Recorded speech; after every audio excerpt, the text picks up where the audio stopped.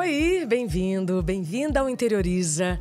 Que bom saber que agora você vai dedicar alguns minutos do seu dia para se aprofundar em um assunto que já passou do tempo, né, da gente compreender. Hoje, você vai conhecer uma das mulheres mais lindas que eu já vi. E ela sabe disso desde a primeira vez que nós nos encontramos, antes da pandemia. Com vocês, Maitê Schneider. Maitê, muito obrigada por estar aqui. Obrigada! Não, a gente tem isso, né? Desses nossos encontros em momentos que a gente não... A gente, quando se encontra, fica... O que será que vem pela frente? Porque vai acontecer uma grande revolução desses momentos. Um prazer estar aqui. Obrigada de novo pelo convite, né? Tanta coisa passou. A Maitê é amor à primeira vista. Sabe? É uma sintonia finíssima de almas e propósito. E o mais interessante é que a Maitê nasceu Alexandre.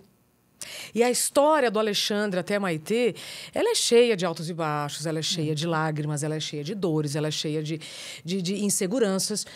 Mas hoje Maitê está aqui, linda, plena. Posso falar a idade? Pode. Hoje. 51 anos, senhoras e senhores. Para uma mulher trans é troféu a idade, né? Porque não é dado para todas as pessoas trans. Isso que seria um grande presente na maioria das pessoas, que é poder envelhecer, né? Para as pessoas trans é realmente algo ainda muito fora da curva, né? A taxa de vida de pessoas trans é 35 anos. Se for branca, se for negra, é 29, né? Então, comemorar por causa de morte, de assassinato, né? O Brasil continua pelo 14º ano sendo o país que mais mata pessoas trans, né? Do mundo. Então, ser uma mulher trans de 51 anos, eu digo que não só por ser um presente, mas por ser uma questão de sobrevivência neste mundo que a gente ainda vive, que a gente está tentando melhorar um pouquinho, sim, né, amiga? Então, pode falar assim. 51, até porque 51 é uma boa ideia, dizem aí, né? Excelente eu falava, ideia. Gente, se juntar com 120, eu nem vou dizer quanto que dá, mas daí soma em casa 51. O que dá 120? Que também soma e fica um número que eu gosto bastante. Faz a conta aí pra gente, Faz a conta. por favor. 120 mais 51. Não, 120 menos 51, que é o outro número que eu gosto também. Entendi. Então, hoje eu tô na idade certa, de 51 mais esse número que eu adoro. Maitê Schneider, ela é... Eu tenho que ler aqui eu tenho que ler, porque são muitas nomeações, né? LinkedIn Top Voice, embaixadora da Rede Mulher Empreendedora, é TEDx Speaker e cofundadora da Transempregos. Somos diversidade e integra diversidade. A Transempregos, Maitê, inclui as pessoas trans no mercado de trabalho. Isso, é isso? É uma ponte que inclui pessoas trans, que existe há 10 anos, completa 10 anos agora em outubro deste ano, de 2023, e que inclui pessoas trans, que faz a ponte entre currículos de pessoas trans, junto com empresas que estão se abrindo e verdadeiramente querem os melhores talentos perto, né? A gente está com quase aí chegando a 26 mil currículos no Brasil inteiro. É um trabalho totalmente gratuito que a gente faz. E desses quase 26 mil currículos, quase 40% tem graduação, mestrado ou doutorado. E é por isso que a Transemprego acho que é uma das maiores frentes que a gente tem para lutar contra a maior fake news de todos os tempos, que se chama meritocracia, né? Porque se as empresas verdadeiramente acreditassem e praticassem a meritocracia, pelo menos esses 40% de pessoas trans que têm graduação, mestrado e doutorado não precisariam dar Transemprego para estar fazendo essa ponte, né? Elas estariam contratadas porque elas são cheias de soft skills, hard skills, né? Cheias de habilidades tanto subjetivas quanto acadêmicas, mas não conseguem emprego só porque são trans, né? A gente tem pessoas com 3 pós-docs e que não conseguem emprego, né? Então, eu falo, gente, está acontecendo alguma coisa errada nessa tal meritocracia. Então, a Transemprego faz essa ponte, porque muitas empresas não sabem que existem pessoas trans competentes, com várias competências várias. Elas acham que, por ser trans, você já não tem competência nenhuma por uma condição sine qua non. Então, a gente tira esses mitos, né? Esses tais vieses inconscientes que as empresas chamam, para a gente fazer esse link também. E a gente também faz essas pessoas trans que são muito desacreditadas do sistema corporativo, muitas vezes por conta de traumas, de recusas, de telefone que vai ligar e não liga, mesmo às vezes sendo a melhor para determinada vaga devido às competências que essa pessoa tem. A gente também tira esses medos das pessoas trans para dizer, olha, tem empresas hoje em dia que estão tentando ser um pouco... É estranho, mas a gente fala de empresas mais humanizadas, né? De empresas e de um capitalismo também um pouco mais humanizado. Então, a Transemprego está nessa construção. Mas o sonho da Transemprego, né, que somos em 3, foi idealizado pela doutora Márcia Rocha. Eu sou cofundadora junto com a Laerte Coutinho, que é a nossa super cartunista. O nosso grande sonho é falir esse nosso projeto social. Falir no sentido de não ser mais necessária. Não precisa né? mais. De ser uma página que passou e a gente agora entendeu que competência não tem nada a ver com identidade, com orientação, com credo, raça, gênero, sem ou com deficiência. Que as pessoas podem ser competentes sendo quem são, independente das condições que tenham. Vou pedir para ela repetir. Porque essa sua fala, ela resume tudo, ela resume boa parte das razões de discussão e brigas hoje na nossa sociedade. Então, eu ainda julgo o outro ou a outra, ou eu julgo quem quer que seja, pelo que ela é. Pelo que ela se mostra, na verdade. A gente julga pelo que a gente acredita que ela seja, né? Mais do que ela é, né? Porque a gente não deixa nem a pessoa mostrar quem ela é de fato, Exato. né?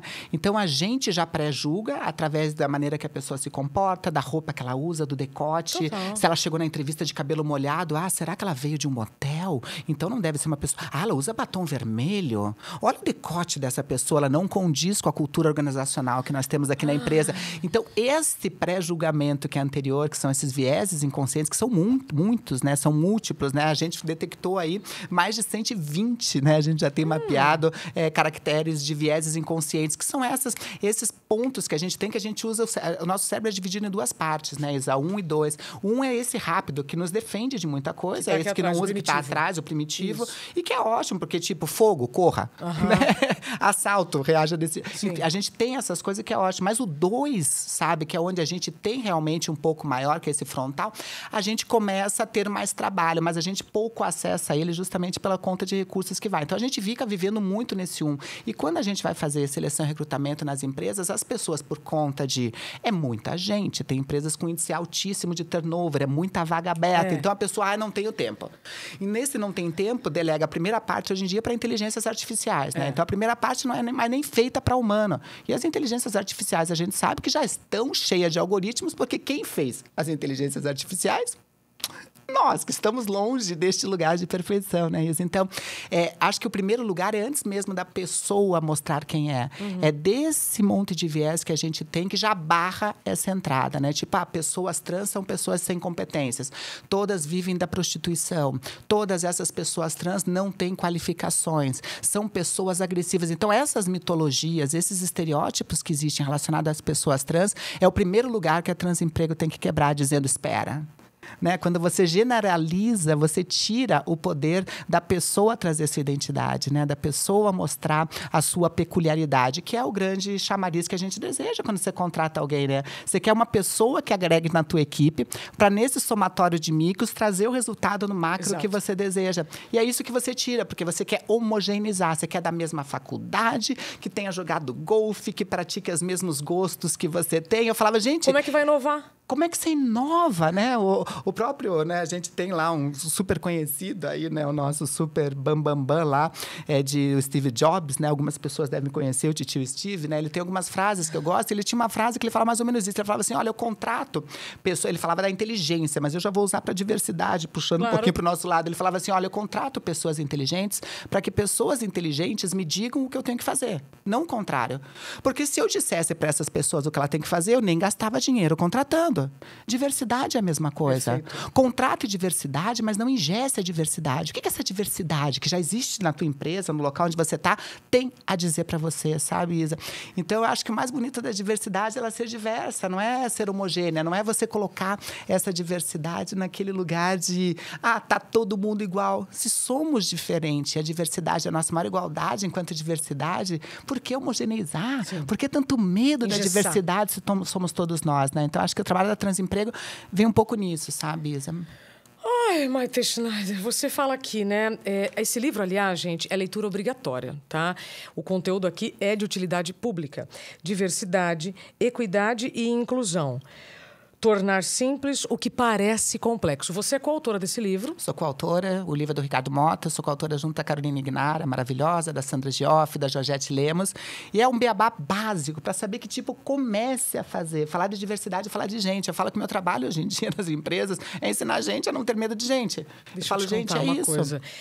Hoje em dia, por exemplo, a segurança psicológica ajuda adulto a ser adulto. É isso.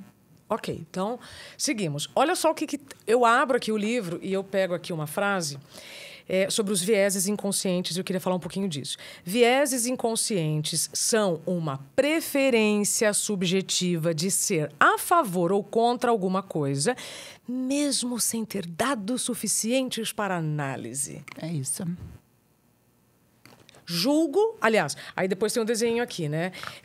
Reajo simplifico, julgo e opino. Isso é bom, isso é ruim, isso não serve, isso serve. Isso se encaixa ou não se encaixa? Isso é um viés. Isso é um viés. É um viés que já molda você pelo que você vê sem você se aprofundar realmente, né? E tem coisas que você vai muito... Quando você vai ver, por exemplo, dentro da tua empresa, como é que a pessoa diz, olha, dentro de determinada vaga, você supõemos, vamos dar um exemplo bem simples, precisa saber Excel. Como é que você sabe se a pessoa sabe? Você faz um teste para saber se ela sabe. Você aplica 1, 2, 3 testes para saber se realmente a pessoa sabe de planilha, se ela entende realmente do Excel que você está contratando.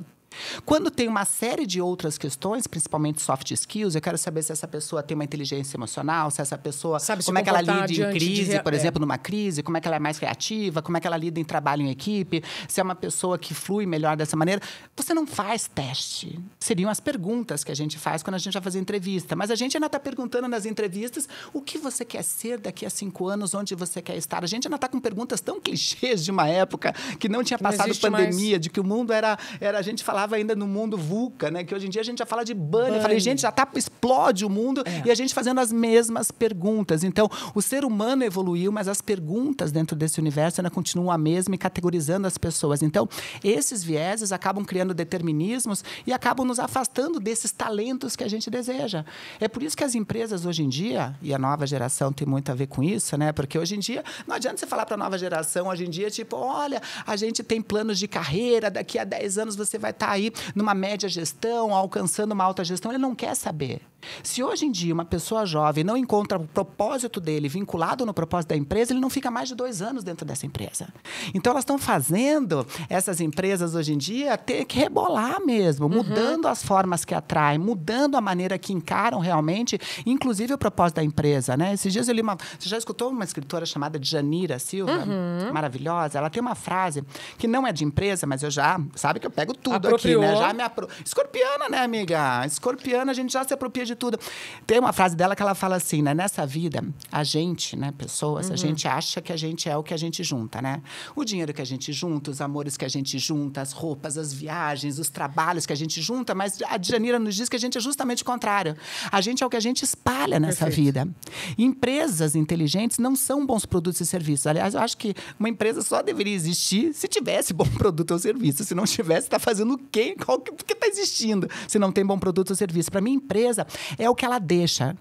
O que ela está deixando na construção deste mundo melhor? Enquanto sociedade, enquanto humanidade, enquanto grupo mesmo que ela tem de atuação. Então, dentro disso aqui, sabe, do que as empresas estão deixando, acho que essa nova geração está trazendo este peso de tipo, olha, ou vocês realmente fazem o tal walk the talk que a gente fala tanto, né? De você, você está dizendo que você é uma empresa diversa, mas e a prática disso? Na prática. Só vejo em algumas ações, em datas comemorativas. E fora isso, o que você está fazendo em sustentabilidade? Né? No tal ISD, ou ASD, né, do governamental, social e governança. O que você está fazendo dentro disso tudo? Maite Schneider, quando você fala das empresas entre a teoria e a prática, outro dia eu fui chamada para encerrar um comitê de diversidade. Sim. E eu achei... Claro que eu fiquei muito triste, uma empresa multinacional, fechar uma área que tinha sido aberta há 2, 3 anos, e eles fecharam. E aí eles me chamaram, que agora eu sou especialista de assuntos sensíveis, né? Eles me chamaram assim, Isa, nós precisamos encerrar esse ciclo. Vamos fazer isso, então, com respeito e dignidade. Ok. Então, uma coisa tá certo a empresa fechar esta área?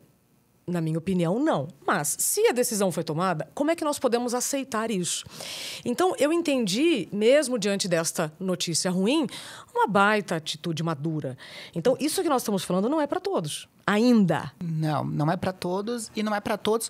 Por isso que é muito interessante o livro, porque ele não te dá uma cartilha, ele te dá pensamentos de possibilidades. Excelente. Porque a gente começou, né, a nossa visão no Brasil, em termos de assunto de diversidade, equidade e inclusão, a gente importou muito de modelos que eram de fora, né? Então, eram empresas que já praticavam diversidade e inclusão fora do país, né, fora do Brasil, que dentro daqui trouxeram para suas filiais aqui, tipo, olha, funciona para o negócio e a gente tem que expandir. Só que a gente já tem um Brasil gigantesco, né? Um Brasil de tamanho abissal, de diferenças culturais, de diversidade populacional e cultural gigante dentro do nosso país. E a gente simplesmente importou aquele modelo e colocou esse modelo para executar para todo o Brasil. E às vezes é uma empresa no Brasil, a gente trabalha, por exemplo, lá a gente trabalha com multinacionais de mais de 100 mil pessoas e que tem polos em todo lugar do Brasil.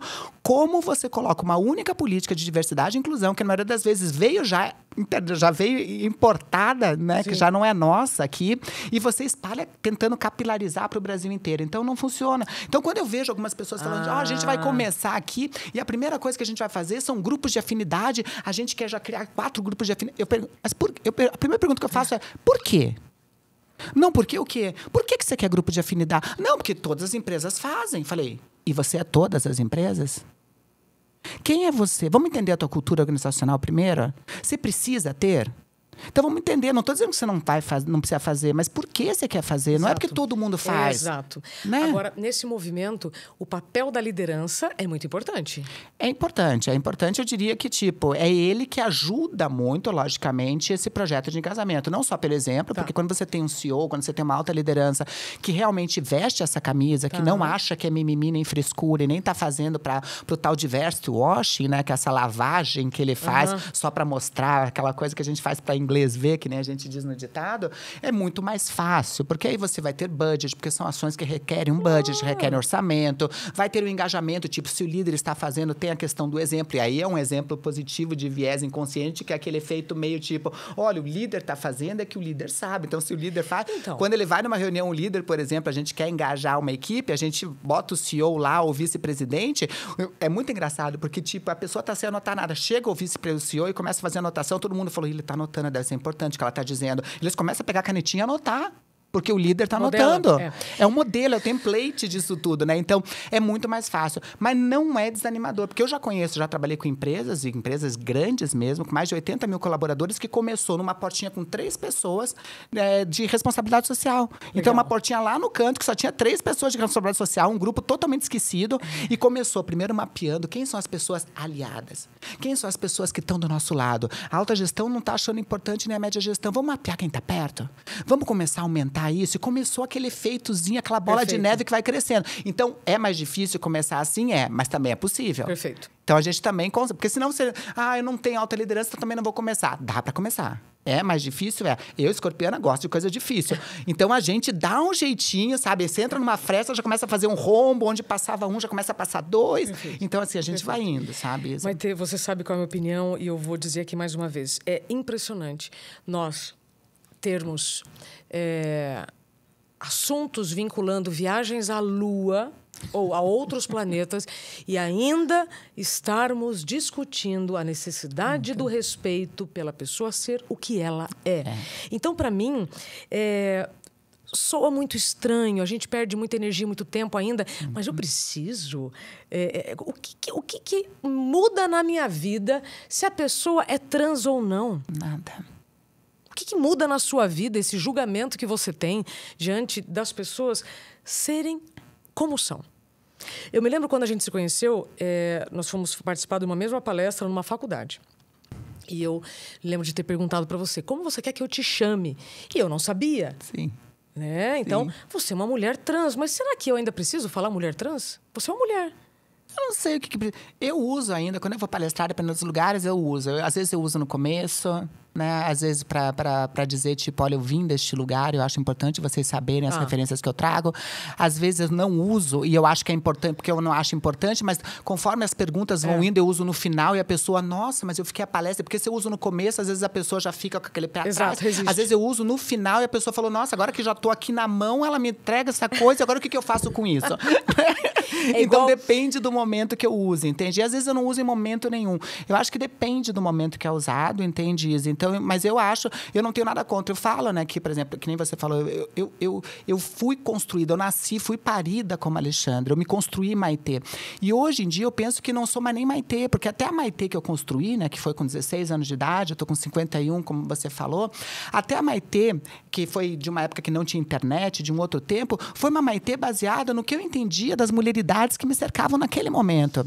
Da minha mãe, da minha avó, das mulheres daquele tempo. Que hoje em dia é um outro lugar que eu penso da da mulher, da posição da mulher, porque eu conheci outras mulheres, eu conheci outras potências, eu vivi com outras possibilidades, Claro. eu li muito mais coisa, eu me permeei, sabe, Isa, de várias outras coisas. Então, hoje em dia, eu falo que não é mais nem a Maitê, porque até a Maitê era construída sobre um monte de coisinhas que eram fechadas dentro daquele universo que ela vivia. Hoje eu falo, eu nasci Alexandre, me construí Maitê e hoje eu não sei.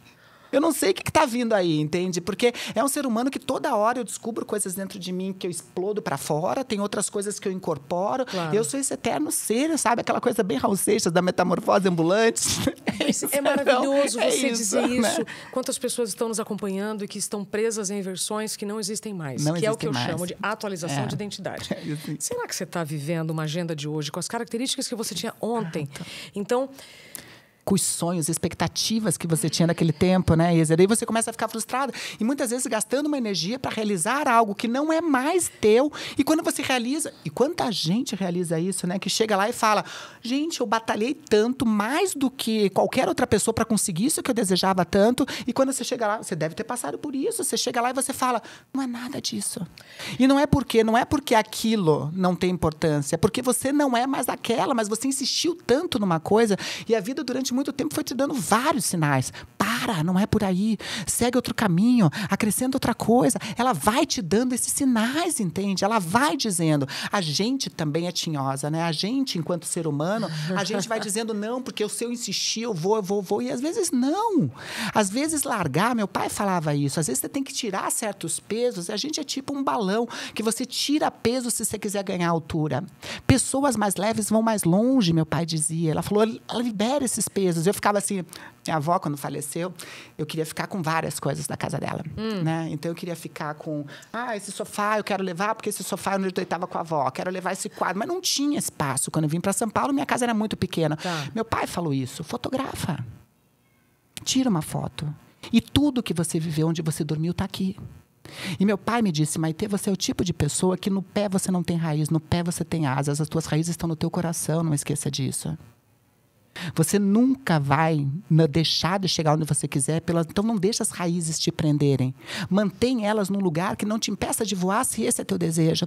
E foi tão incrível isso, sabe? Porque você se apega durante o tempo em coisas, em sonhos que já não são mais, ou que já se transmutaram, Exato. mas você não se transmutou. Nossos sonhos mudam a toda hora. E a gente tem que se permitir mudar junto com eles, porque senão esses sonhos podem se transformar em pesadelos, entende?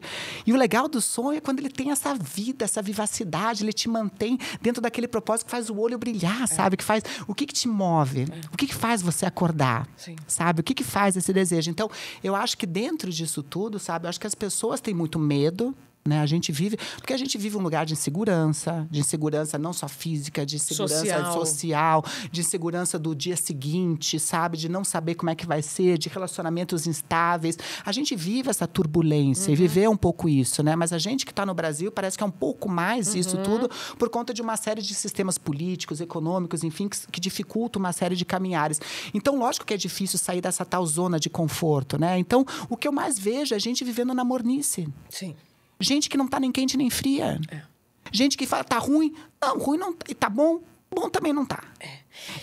É isso, sabe, Isa? Já que você tocou nesse assunto, para a gente mudar de pauta, outro dia eu tive o privilégio de celebrar um casamento de um casal formado por 2 homens. E o momento em que eles choraram, e todos os convidados, né, que eu conseguia ver ali choravam, foi quando eu mencionei um trecho em que um deles me disse que quando apresentou o namorado para o pai e os pais aceitaram, né, a decisão deles de casar, ele disse que chorou muito. Só isso. Chorou muito e que foi embora chorando. E aí eu fiz uma análise para, né, fazer ali no evento, e é isso que eu quero passar para você. Por que todo mundo chorou quando eu disse isso? Porque o choro deste noivo, quando foi apresentar o namorado para o pai, era de poder ser quem ele é. Né? Claro que deve ter havido medo, insegurança em comunicar essa decisão. Mas a hora que ele pôde, então, ele entrou na casa dos pais com medo e saiu da casa dos pais seguro, né, da decisão dele. E aí eu falei assim, sabe por que você chorou muito, Fábio? Porque você pôde ser naquele momento quem você sempre foi. Então, quem está nos acompanhando, Maitê, e quer tomar uma atitude para ser de fato quem é, sem medo de retaliações, sem medo do preconceito, porque isso vai existir, infelizmente. O que você sugere? Porque na sua época, eu me lembro quando nós falamos outra vez, você falou muito da Roberta Close.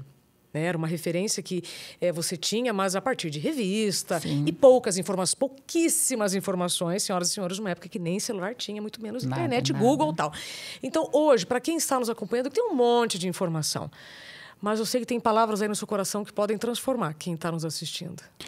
Puta, Isa, um momento tão difícil esse da pessoa realmente vir. Eu acho que independente de hoje a gente tem informação, a gente também tem informação. Uma coisa é ter o conhecimento, outra coisa é o que a gente faz com esse conhecimento que a gente tem. Então, às vezes a gente é mapeado de tanta coisa, bombardeado de tanta coisa, que às vezes a gente fica, mas e dá, e pode, mas não é para mim também, entende? Então, acho que a primeira coisa que eu tinha para falar para essas pessoas é respira. Entende? Não existe um caminho para a gente ser feliz. Não existe um único caminho, entende? O pessoal pergunta, porque eu já fiz muita coisa da minha vida, né? Isa, sabe? Então, eu vim de uma época que nem você falou, sem informação, sabe? Que eu mesma fui lá e eu mesma fiz minha cirurgia, sabe? Sozinha, porque não tinha médico, não tinha nada, entende, Isa? Era querer me encontrar e não poder. Era querer virar do avesso e não me encontrar. Diferente de hoje, que por mais que seja demorado, tem um aporte. Então, eu falo para as pessoas que não existe um caminho para ser feliz. Existem vários caminhos, atalhos, para a gente chegar nisso que é felicidade, que varia de pessoa para pessoa. Não existe também o que é ser feliz, o que é ser uma pessoa feliz. Isso é muito pessoal e varia de momentos da nossa vida. Mas eu tenho certeza, por tudo que eu passei, tudo que eu vejo, entende, Isa, que tem um começo que é o único caminho certo.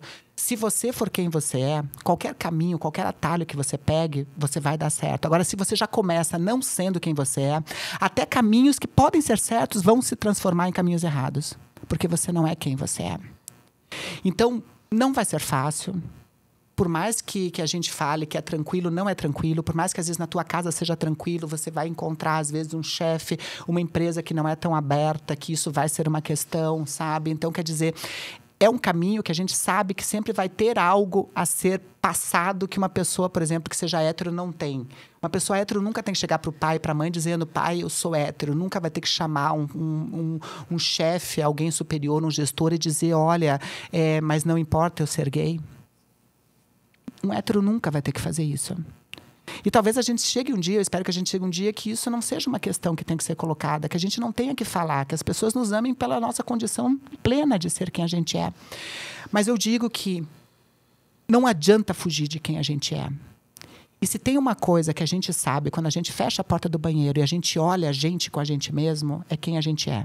A gente pode se enganar através da religião, a gente pode se enganar através de uma idealização do que é da sociedade, do que nossa família gostaríamos que fosse, do que nos empregos nos cobram, do que a profissão nos exige.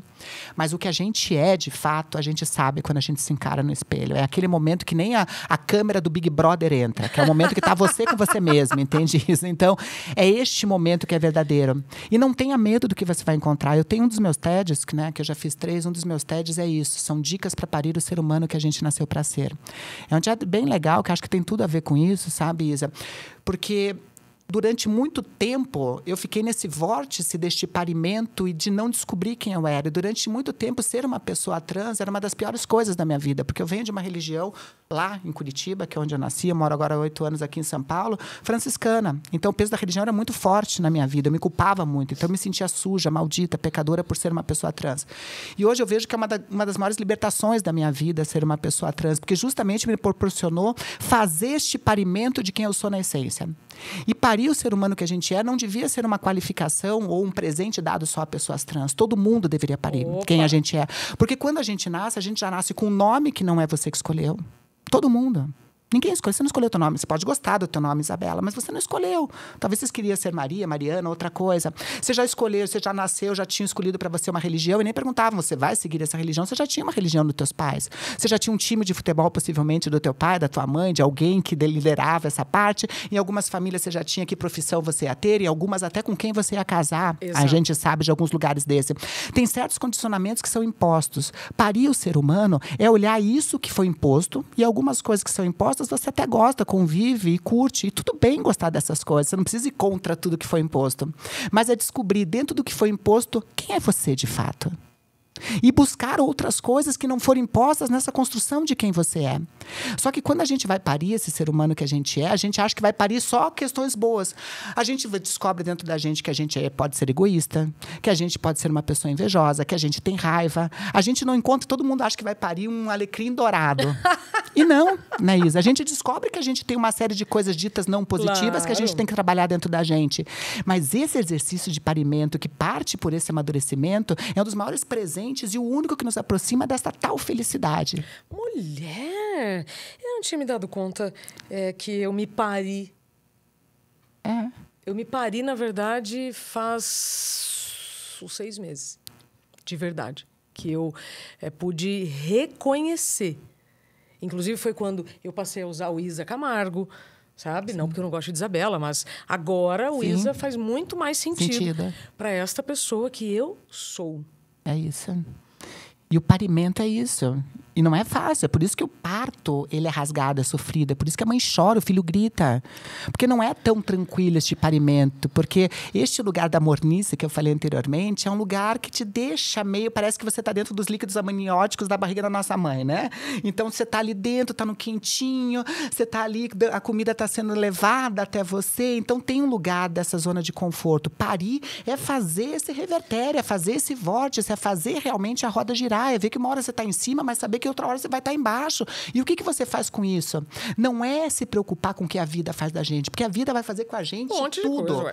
Independente da nossa vontade. É o que você faz com o que a vida faz de você. Aí que está a sabedoria da vida, entende, minha amiga? É isso. Gente, eu sou apaixonada por essa mulher. Tem que me segurar, senão eu vou beijar ela. Maitê, e aí o Thiago vai morrer de ciúme, né? Na primeira vez que nós gravamos, a gente deu um selinho. Nossa! Maitê. E nessa... Não, eu adorei esse conceito do se parir. Mas os relacionamentos hoje estão tão abertos, né? Não estão mais nem abertos, estão arregaçados, Thiago. Vamos lá, vamos modernizar. A Isa já está propondo. Pronto. Não vou poder voltar para casa hoje. Eu tô solteira, né, gente? A gente vai soltando. Aos 51 a gente tem pressa. Deixa eu te contar uma coisa, vem cá.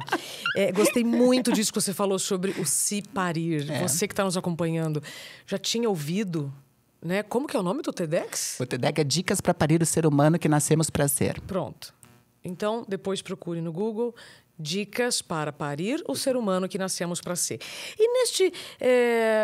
momento, Maitê ainda tem algum sonho a se realizar? Porque você fez grandes transformações, não só na sua vida, mas na vida de mais de 10 mil pessoas pela Transempregos, né? Numa conta assim bem por baixo. 10 mil já deu, ou seja, olha o que você já espalhou, Maitê Schneider. Eu, Márcia, Laerte, as empresas, todo mundo, né, gente? E todos que lutam para um mundo todo mundo, exato. Com respeito. É isso, por respeito. Só isso, né? É isso. E qual é o sonho ainda da Maitê? O primeiro sonho, eu acho que em termos profissionais, é falir a Transemprego, né? Que a Transemprego não seja mais necessária, né? Que ela seja assim, uma chavezinha, assim, né? Eu falo que é o único projeto, um dos poucos projetos que eu falo assim, ó, a gente quer falir, né? A gente não quer. Primeiro que ele é gratuito, a gente já não ganha no sentido financeiro, mas a gente dedica 50% do nosso tempo. Mas eu quero falir esse projeto e dizer, tipo, olha, que vergonha que a gente teve isso, como a gente teve que lidar com a nossa parte de escravidão que a gente teve no Brasil. Então, tem algumas páginas que a gente tem que virar no nosso país. Eu quero que a Transemprego seja uma página virada de um livro que a gente não tem mais, não se orgulha mais de ter escrito este livro nessa vida, né? Então, acho que essa é a primeira coisa. Pessoalmente, eu quero conhecer coisa, né, Isa? Eu tô numa fase que eu quero, né, esse parimento, eu quero descobrir coisas, né? Então, eu tô nessa fase que eu já tô buscando qual que é o próximo lugar, para onde que eu vou, o que eu vou fazer, entende? O que eu vou parir. Quero voltar a fazer mais artes na minha vida, tô sentindo falta de fazer artes na minha vida, assim, eu tenho feito pequenas participações, acabei de gravar aí um longa-metragem que eu não posso falar, mas com um super diretor que vai estrear em breve aí, depois eu venho contar de novo. Mas eu tô fazendo pequenas participações, algumas coisas, séries, etc. Mas o meu sonho é fazer, vai que, né? Almodóvar, quero ser uma diva numa película de Almodóvar, né? Então esse é um grande sonho, então agora eu tô indo passar um tempinho lá em Barcelona, eu sei que ele mora em Madrid, então se alguém tiver algum contato de Almodóvar, né, Isa? Você me tem um pé quente para algumas coisas, vai que. Grava. Mas eu tenho esse sonho também. Agora imagina que o interiorismo interioriza vai chegar no Almodóvar. Almodóvar. Né? Por que ele te colocaria num filme? Conta pra ele agora. Ai, Almodóvar, a gente tem tanto pra trocar, meu amiga. Eu tenho certeza que a nossa energia, o meu santo já nem bate com o teu, ele soca, né? Então eu tenho certeza que a gente vai se dar super bem. Eu preciso de 3 horas que você esteja junto comigo pra gente fazer aí dos teus Mulheres Enlouquecidas, da gente fazer... Olha, eu tenho uma ideia de um filme que a gente pode fazer. Imagina uma ensandecida brasileira saindo em busca de fazer um filme com a Almodóvar. Acho que tem muito a ver com você. Pode até ter Penélope Cruz, Antônio Bandeiras, né? Pode ter esse pessoal junto. Javier Bardem pode estar junto também, fazendo uma participação mega especial num romance tórrido entre nós 4, né? Então, por que vamos falar de poliamor, de poliafeto, Almodóvar, né? Das questões identitárias. Mas eu acho que a gente vai acrescentar muito. Eu acho que eu tenho muito a acrescentar, não só na maneira que você pensa, na maneira que você acredita a arte. Eu acho que a gente tem muito a trocar, potencializar e fazer essa mexida no mundo que eu sei que você gosta e eu também. Ai, gente, a gente tem muito para somar e compartilhar. Maitê, que papo gostoso.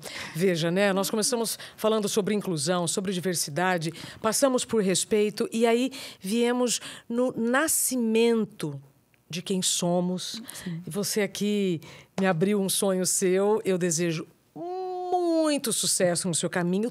Eu tenho certeza que a sua viagem para Barcelona vai trazer muitos frutos, né? Almodóvar. Frutos, árvores, vai trazer muita coisa. Não perca a oportunidade de conhecer Maitê Schneider.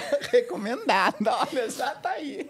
Minha querida, este livro, para quem quer aprender um pouco mais sobre diversidade, equidade e inclusão, está à venda onde? Está na Amazon, para quem quer a parte digital, e também pode entrar no meu site, que é casadamaitê.com, que lá, comprando pelo meu site, eu mando autografado. Para quem quer ter impresso, eu mando autografado daí. Mas se quiser comprar também, pode comprar na Amazon, também recebe em qualquer lugar do Brasil também. Sim, perfeito. Eu agradeço demais o seu tempo, a sua confiança em sempre compartilhar comigo coisas tão extraordinárias e que eu sei que vão transformar vidas. Eva, que bom, sempre um prazer, minha amiga. Obrigada. Estar junto com você nessa revolução por um mundo mais humano só, que é o que a gente quer, né? Com respeito. Mundo com mais respeito, um mundo pra gente. Somos 8 bilhões de pessoas, 8 bilhões de diversidades e o grande ensinamento da vida é a gente poder, como é que a gente lida para que esteja bom para todo mundo e não somente para alguns, né? Como é que a gente faz para que todo mundo possa curtir um pouco este mundão, né, minha amiga? Perfeito. É isso.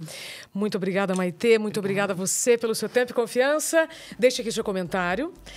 Siga a Maitê Schneider nas redes sociais, porque você tem muito para aprender com essa moça. Beijo. Até o próximo Interioriza. Beijo.